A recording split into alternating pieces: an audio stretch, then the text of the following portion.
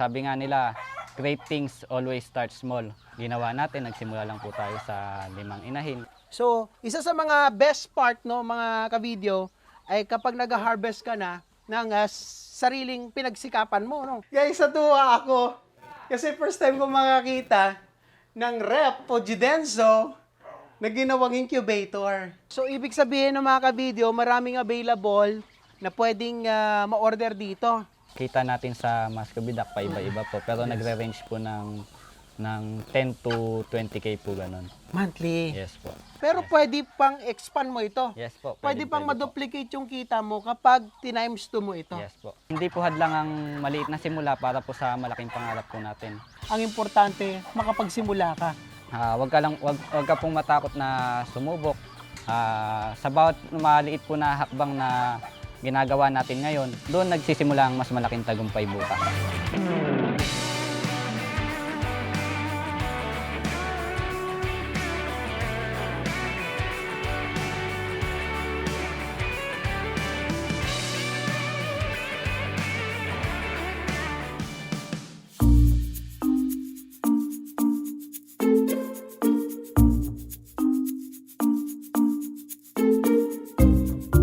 Pero imagine si Sir Robin, nagsimula siya sa 5,000 pesos na breeder Yes na po. mga Muscovy duck at ngayon ay naparami niya. So far, sir, ilan na lahat ang mga Muscovy duck mo dito? Nasa kulang po 50 pieces po yung breeders po natin. Paano naman ang gastos? Yung gastos naman po, hindi naman po sila ganun ka-gastos since kahit malakas po silang kumain, sinasabi po ng iba malakas po sila kumain. Pero ang advantage naman po ng Muscovy duck, marami po tayong pwedeng ipakain sa kanila na available resources na pwede po natin tanim sa paligid natin. Tulad ng Tulad po ng asola, madre de agua, ayan po, malunggay, kangkong. kangkong. Ayun, vegetarian din pala yung mga ano, no? Apo. Mga Muscovy duck. Tapos yung ano lang po, yung rice bran, yung darak ng palay. Yun yung pinapakain, minimix Yes mo. po. Hinahaluan ko din po ng commercial feeds, yung duck pellet po na Mga layer. Yes po. Sir, doon sa less than 50 na mga Muscovy duck breeders mo dito, may estimate ka na ba kung magkano yung gastos daily or monthly? Ay, nasa 5,000 po yung gastos natin sa pakain. Talaga? Tipid siya, no? Tapos kung 5,000 ang nagagastos mo monthly, sa isang buwan, nakakamagkano ka naman na benta? Hindi po consistent yung kita natin sa Muscovy duck, pa iba-iba po. Pero nagre-range po ng 10 to 20K po ganun. Monthly? Yes po. Panalo pa rin. Kasi kung 5 to 20K monthly, tapos ang gastos mo lang is nasa 5K, Yes po. o di may kita ka pa rin more or less mga 15 or 10, di ba? po. 1,000. Sige, ilas mo na rin yung ano mo, sahod mo sa sarili mo dahil ikaw yung nagpapagod, labor. nagpapakain yung labor mo. Pwede pa rin. Pero pwede pang expand mo ito. Yes po. Pwede pang po. ma-duplicate yung kita mo kapag times 2 mo ito. Yes po. Di ba? Ayan po, maliit pa lang po yan. 6 na pen pa lang po yung meron tayo, pero medyo okay na rin po yung kita natin. Tsaka ang kagandahan dito, hindi ka na lumayo. Yes po. Kumbaga, Backyard lang, sir. literal na nasa tabing bahay lang po nila. At so far, sir, sabi nila, kapag nag-alaga ka ng Muscovy duck, mabaho daw. Pero dito sa'yo, parang wala akong naaamoy. Isa po to sa mga innovative solution po natin na kung meron po silang tinatawag na babuyang walang amoy, dito po sa atin yung bibihang walang amoy naman. Paano mo nagagawa yun? Yun po, nag-a-apply po tayo ng rice hull sa beddings nila. Hindi po natin hinahayaan na maging maputik. Ayun po kasi nagiging sanhi ng mabahong amoy pag naging maputik. Tapos naghahalo po tayo ng probiotics sa mga pakain po nila. So guys, no, 6 pens ang mayroon dito. So more or less siguro may mga 4 lang naman siguro or 5 doon sa bawat pen, no. Yes po. Ito guys, no, at saka ito na rin yung swimming pool. Yes po. Ayan, no. Nilagyan po natin sila ng pan dyan dahil ang Muscovy duck po ay waterfowl. Isa po yan sa mga pinakakailangan nila. Yes, so Nagiging malinis po sila, hindi po sila marumi. Tapos, syempre, nababawasan po yung stress. Nagiging maganda po yung egg production. ayun. Importante naman doon no mga ka-video, no, bawas stress daw. At ang maganda pa dito, nandyan lang sa tabi. Yes po. Paano yung ano mo, Jetmatic lang? Jetmatic po. Okay. Meron din po tayong yung nag-install din po tayo ng gutter para sa water collection system po natin. Talaga? Ay, oo nga, no? Ito guys, oh. Ayan, kung makikita natin dito. Ito yung gutter mo, Yes po. pababa doon sa drum. Yes po. So, maiipon ito pag tag-ulan. Yes po. Tapos Okay. diretso po siya sa pond. Okay. Akala natin nga kapag nag-alaga tayo ng mga bibe, ganyan lang. Pwede rin palang i-integrate yung ganitong mga halaman. Pwede po tayo makapagtanim dyan ng iba't ibang gulay po. Tulad po niyan, yung kangkong, pwede rin po lettuce, pwede rin pong pechay. Okay. Sa- Ito mga bagong tanim mo lang ito, ano? Yes po. So mga ilang araw pa yan bago natin ma-harvest. Mga 2 to 3 weeks po siguro makaka-harvest na po tayo. Ayun, double purpose ka. Yung kangkong na yan, yung good for pagkain yan. Yes po. Pwede pong i-consume po natin, pwede rin po natin pakain sa mga alaga natin. Kaswerte naman ng mga alaga mo. Extraordinary Duck Farm. Sir, ba't ganyan yung pangalan ng ano mo, ng farm mo? Yung mga alaga po natin hindi po sila basta-basta. Sila po yung kumbaga extraordinary, pambihirang bibe. Pambihirang bibe. Gusto natin yan ha, na maalaga ni Sir Robin ay mga pambihira daw. Kasi nangingitlog sila ng tama, hindi sila na-stress, na yung environment nila natural lang, di ba? Parang di mainit, no? Hindi mainit sa ano nila. Plus, kung titingnan natin, relax na relax yung mga alaga nila, mga bibi dito. Sa ilang years na pag-aalaga mo ng bibe, may mga challenges ka ba na na-encounter naman dito? Nung una po, sa disease naman po nila, hindi naman po sila ganun ka-prone sa sakit. Kahit umulan o umaraw po, hindi naman po ako nagkakaproblema po sa mga alaga ko sa sakit. Sa ano naman po, dati nung hindi pa maayos yung ano natin, yung kulungan natin, mabilis po sila magputek, nagiging mabaho po yung paligid, at nagiging mabaho po yung paligid at nagkakos po yun ng mga, yun nga po, nagkakasakit na sila, nagkakaroon ng bakterya, Bacteria, okay. may namamatayan din. May na-encounter ka ng ganon? May mga mortality ka Yes din? po, na-encounter din po natin. Oo. So, yun lang yung mostly na na-encounter mo. Paano pag tag-ulan? Ngayon kasi summer season, okay pa eh. Pero pag tag-ulan, kumusta naman ang na-encounter mo sa kanila? Kumusta naman ang experience mo? Ngayon sir, since maayos na yung pen natin, di na ganun ka problema kapag umuulan. Mas madali na po silang i-manage. Okay. Sir, baka tatanungin ng mga ka-video natin. Sir Robin, Sir Art, ang ganda ng kulungan ni Sir Robin. Magkano naman ang nagastos niya sa ganitong setup? Sa ganitong setup po, gumastos lang po tayo ng nasa 30K plus po.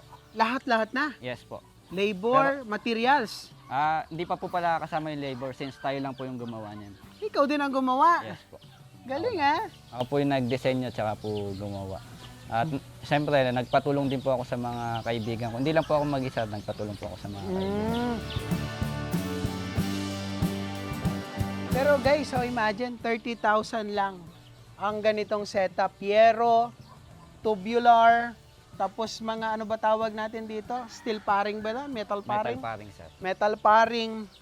At itong mga ano nila, pinaglalagyan ng itlog, ano, mga pot, no? Ano pwedeng paglagyan ng ano, ng halaman. Ginawang paitlugan. Ayan. So dito, ay may asola ka din. Yes sir, nagtanim po tayo ng asola. Para po makabawas-bawas po tayo sa gastos. Double purpose ha. Yung sobrang tubig, pupunta Yes, po. na dito. Yes po. Guys, no, dito sa farm ni Sir Robin, hindi na niya kailangan ng extra o kumbaga hindi na siya mamumroblema ng extra pakain dahil dito sa kanya mga alagang azola, nakakalibre na siya ng ilang patuka, ano? Ito sir, kapag in-harvest mo lahat to, kalahating timba, Yes po sir. more or less, no? So, ito sir, harvestin mo na lahat o magtitira ka pa? Titira po Para dumami ulit. dumami po ulit. Every kailan mo siya na-harvestan? Araw-araw po nakakuha po ako ng ganito karami. Isang timba o kalahating timba? Ito po, ngayon po sa umaga, ganyan karami. Tapos mamayang hapon po, ganyan po. Ganyan ulit. Mabilis lang silang Apo. dumami. Mabilis lang po dumami. Okay guys, no? Kung sa lugar ninyo, pwede kayong gumawa ng ganito. Tolda lang ito, no? Apo. Tapos anong nilagay mo dito? Tubig? Tubig po, tapos nilagyan din po natin ng lupa. Mm-mm. Nilagyan din po natin ng fertilizer. Okay. Yung fertilizer naman po, nanggagaling naman din po sa mga dumi ng bibi po na nakukuha natin din sa kanila. Okay. Kumbaga yung ipa? Yes po, yung marumi na po, yung may mga dumi na. Tapos ano po natin siya, co-compose po natin. Okay. Tapos dinadala mo na dito. Yes po. Nilalagyan mo rin ba siya ng dumi ng kalabaw, ng baka? Hindi na po, yung mga dumi na lang po ng mga manok, tsaka po mga Ayun. So, pwede palang gamitin yung dumi ng manok, ng bibe, kapag gusto mo magparami ng azola. Ayan, katulad nito. Tapos saan natin dadalhin nito? doon po. Lilinisin po. Okay. So, tatanggalan mo pa ng ilang ano yan, mga dumi. Babanlawan lang po. Babanlawan. Okay. Tapos ihahalo mo dun sa mga kangkong. Yes po. Tatanggalin lang yung extra. Tapos lalagyan mo pa ba yan ng ano? Ng pellets? Yes po. Tsaka po darak, rice bran. Okay. Ayan. Yan guys, so mini-mix ng azola doon sa grinded na kangkong kanina.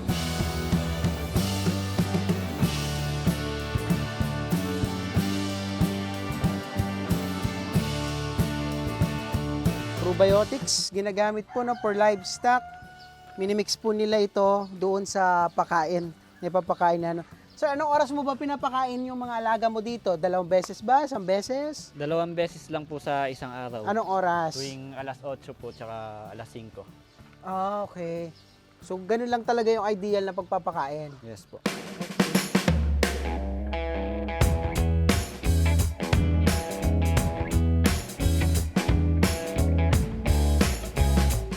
Okay.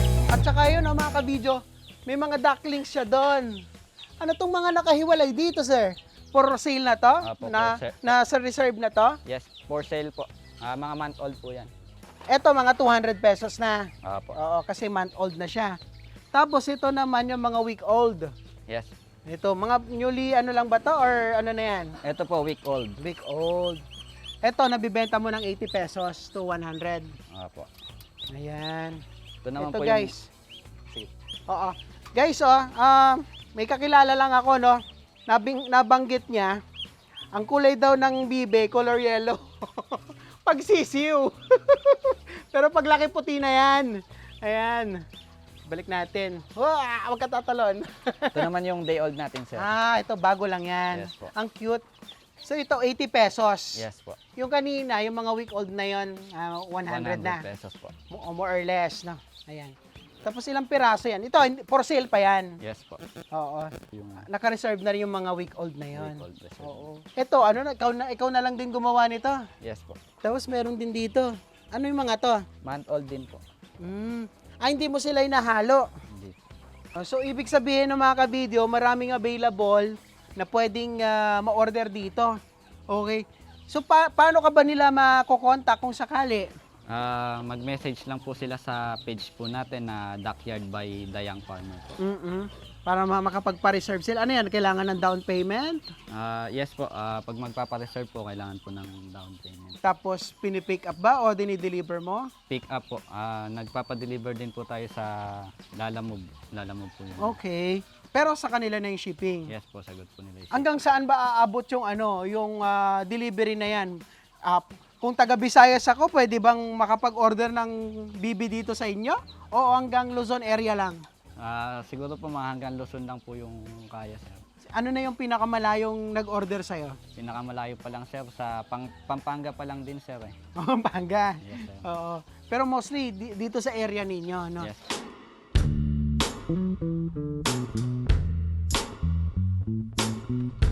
After nating libutin itong area ni Sir Robin, this time mangongolekta naman tayo ng mga eggs at I think dadalhin na sa incubator mo itong mga eggs na ito. Yes po. Ano to? Ready for salang na. Yes po. Hindi mo nalilinisin, pupunasan, or what? Mas mapipisa naman po pa kahit di naman po linisin. Pag pinunasan po kasi natin, lalo na yung basa, na ano po, nawawala po yung protection po ng natural protection po ng itlog. Okay. Sir, ano yung mga alaga mong duck dito? Anong klaseng type ito? Ang klase po ng duck na meron po tayo dito, yung Muscovy duck po. Tinatawag po nating bibe o pato sa ibang lugar. Sila po yung klase ng mga ducks na hindi po malansa, hindi mataba. Saktong-sakto lang po yung karne nila at may pagka-native taste po. Ano ba ideal na buwan ba yung para masarap katayin? Bago katayin yung isang bibe para kumbaga yung lasa nandun pa. 4 months po, pwede na po katayin. 4 months pwede na magkatay Yes po. ng mga bibe. So saktong-sakto no kung may alaga ka no sa tabing bahay lang sa inyong backyard, hindi mo na problema yung pang-ulam. Yes po. Okay, so this time mag-harvest daw kami ni Sir Robin ng mga itlog no para dalhin sa incubator. Ayan. So, isa sa mga best part no mga ka-video ay kapag nag-harvest ka na ng sariling pinagsikapan mo no, yung pinaghirapan mo. Sir, ganun din ba yung ano mo, nararamdaman mo Yes, kapag po. nag-harvest ka? Ano yung realization mo, sir, kapag ganitong mga panahon? Yun po, masarap po sa pakiramdam kapag pagod ka, nawawala po yung pagod mo. Pag stress ka, nakakawala po ng stress, nalilibang ka po. Ayan. Ikaw ba, sir, ay may asawa na o may pamilya na? Wala pa po. Single? May girlfriend po. Jowa. Opo, Ayun, may jowa. Hindi na available pala si sir. Nasa second, tayo, pen. Ayan, so, 3 kanina doon. Ito, meron pa rin. Ito, medyo may mainit-init pa, bago-bago pa. Ayan, sarap ng pakiramdam na nakaka-harvest tayo. Ito, hindi naman nangangailangan ng 1 oras para makapulot ka ng itlog. Saglit lang. Ayan. Si sir, kabisado niya yung pag-harvest. Naalala ko tuloy, nalaglag ko yung inarbisan ko nung nakaraan, pero kaya pa naman. Ayan. Ayan. Sa pangatlo, pang-4. Kasi nililimliman niya na. Oh. Ayun. Ayan. Pagka ganyan, sir, broody na siya. Ano ibig sabihin nun? Yung sir, yung ready na siya maglimlim ng Limlim. itlog ng mag-alaga ng itlog niya. Pinoprotektahan niya yung niya, Yes po. yung itlog niya. O dito, parang wala na sila. Wala nang itlog. O na-harvestan mo na. Mga sir, mga dumalaga. Okay. Ito, meron pa dito. Ito sir, ilang araw ito? 2 to 3 days? O 3 days? 2 to 3 days po. Usually, ilan ba yung sinasalang mo, sir? Sa pag-incubate mo? 60 pieces po, sir. 60 pieces. Ano to? Maghihintay ka pa o isasalang mo na ito? Hintay po muna ulit ako ng 3 days. Okay, para hindi sayang yung Yes, Okay, so guys, no, ang diskarte ni Sir Robin ay hindi pag naka-harvest siya, hindi niya kaagad sinasalang. So maghihintay pa siya ng mga 2 to 3 days para makapuno siya ng 2 tray, Yes, no? po. 60 eggs ang bawat salang mo. Okay, para doon sa 60, sir, ilan naman ang nahahatch? Na-hatch po siya ng mga 90% po. 90%. So, more or less, sir, nasa 50 plus Yes po. ang lumalabas na mga ducklings. Ito na yung pinagpaguran ni Sir Robin ng ilang araw at na-harvest na natin. Ito isasalang na niya sa kanyang incubator. Guys! Ano to, ref? Yes, sir. Rep. Literal, guys, oh. Yung incubator niya, ang tatak, Fujidenso.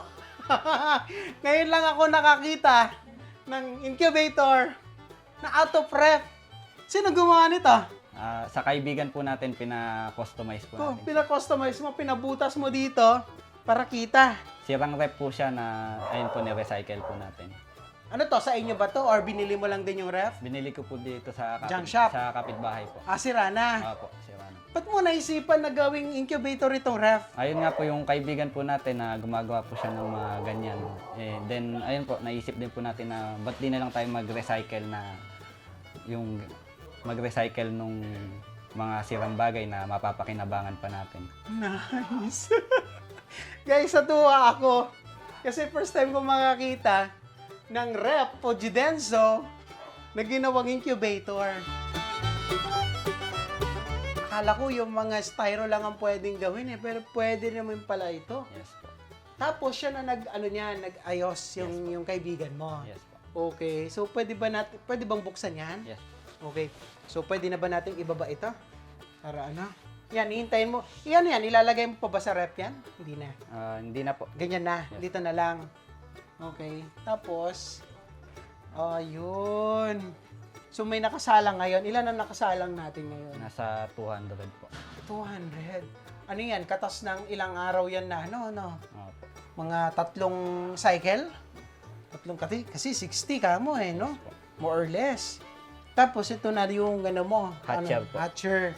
Kapag malapit na silang lumabas, dito mo na nilalagay. Yes po. Okay? Ayun. Guys, asin talagang ref siya, oh. Napakagaling ng mga Pilipino. Fully automatic na po yan. Nagsiswing na rin siya mag-isa, no? Automatic. Ayan. Shout out dun sa kaibigan din natin na gumagawa ng incubator. Kay paring Rosmito. Kilala mo yan? Yung gumagawa ng incubator ng Peking duck. Ayan. Pag may sira kayong ref, pwede nyong gamitin, no? Pwede nyong gawing incubator. Sir, napakaganda po ng inyong kwento, no? Hopefully, kapulutan ng aral ng ating mga kababayan. So, this time, sir, ano ang gusto mong mensahe sa katulad nyo pong young farmers at the same time sa mga kababayan natin na gustong magsimula ng Muscovy duck farming? Ang gusto ko lang pong iparating sa mga kababayan po natin, especially po sa mga kabataan po na gaya ko, ay hindi po hadlang ang maliit na simula para po sa malaking pangarap po natin. Pwede po tayong magsimula sa maliit, tulad po nung ginawa natin, nagsimula lang po tayo sa 5 inahin. At ngayon, ayan po, unti-unti na po nating pinapalago. At patuloy pang palalaguin. At patuloy pang palalaguin. Sa pamamagitan naman po ng sipag at tiyaga po natin at patuloy na pag-aaral, mapapalago po natin yan. Sabi nga nila, great things always start small. Kaya kung may pangarap ka, kung pangarap mo magkaroon ng farm or sa agrikultura o sa kahit anong larangan man yan, hindi hadlang ang maliit na puhunan. Hindi hadlang ang maliit na simula, kahit maliit lang pong puhunan. Yun. Wag ka pong matakot na sumubok. Sa bawat maliit po na hakbang na ginagawa natin ngayon, doon nagsisimula ang mas malaking tagumpay bukas.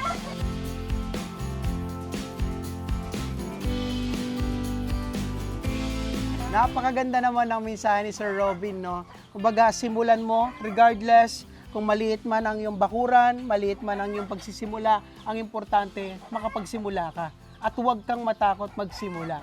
Ayun, so napakaganda po ng kwento ni Sir Robin at tayo po'y nagpapasalamat kay Sir Robin sa pagbibigay niya po sa atin ng pagkakataon na mabisita ang kanilang backyard farm dito po sa Pampanga. At syempre, sa lahat po ng ating mga kabidyo na may natatangi pong kwento, pwede po kayong magbahagi ng inyong kwento sa pamamagitan po ng pag-message sa aming Facebook page, Video Stories, o kaya naman pag-like at pag-share at pag-subscribe sa ating YouTube channel, Video Stories, for more videos and stories. So once again, I am Art Sinobago, the content creator of Video Stories. Always remember, tuloy-tuloy lang ang pag-angat. Keep rising mga kabidyo. Sir, maraming salamat po. Thank you, sir. And bye-bye!